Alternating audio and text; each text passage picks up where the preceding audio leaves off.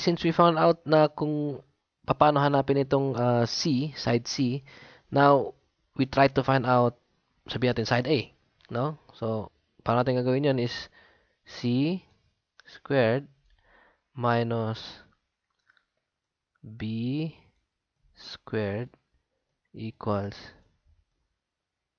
A squared. Pag yung B naman yung wala is C squared minus A squared equals B squared. So, now, somehow, we need to label this, no? Para sa technicalities lang.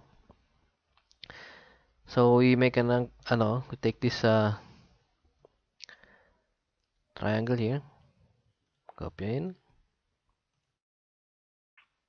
Base. We don't need this. Don't need this. Don't need this.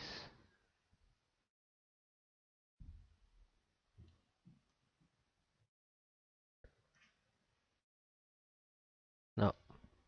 Okay. Now, label muna natin kung ano yung mga angles nila, no? So, we have this.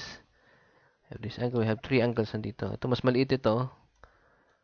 Pag may right angle, palaging meron 30 degrees,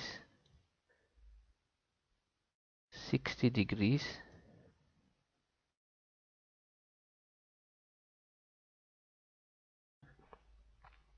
and this is 90 degrees. No? Now, paano natin alam kung ano dito yung ilalagay natin sa mga pangalan nito? But surely, may isa tayong pwedeng ilagay kaagad. Pinakamahabang side is the hypotenuse. No? Ngayon, mamimili tayo sa dalawa dito. Ano ba yung adjacent? Ano ba yung opposite? No? For example, we are looking for this angle dito. No? So, we need to put the theta sign. No? Ibig sabihin, ito yung hinahanap natin na angle. Then, this would be, this angle, yung 90 degrees dito would be the adjacent. Yeah? Yung mismong katabi niya. And this would be the opposite. No? Opposite niya mismo. It would be the opposite. And this would be the adjacent. Katabi niya. So, ano yung theta? Theta is a Greek letter. No? Ito dito alpha, beta, gamma, delta, epsilon, zeta, and eta, theta. So, dito yun, no?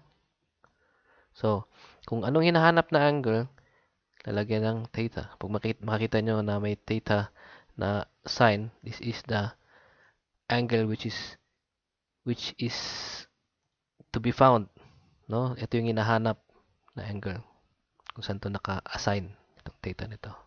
So, pag dito nakalagay itong theta, nandito yung adjacent naman ito, nandito naman yung opposite, no? So, gawa tayo ng isa pa example.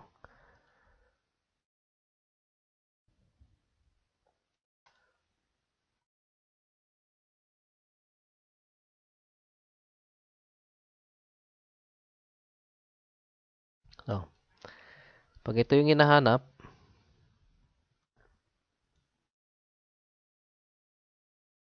theta, yung adjacent, ito, AD, no? Ito naman yung opposite.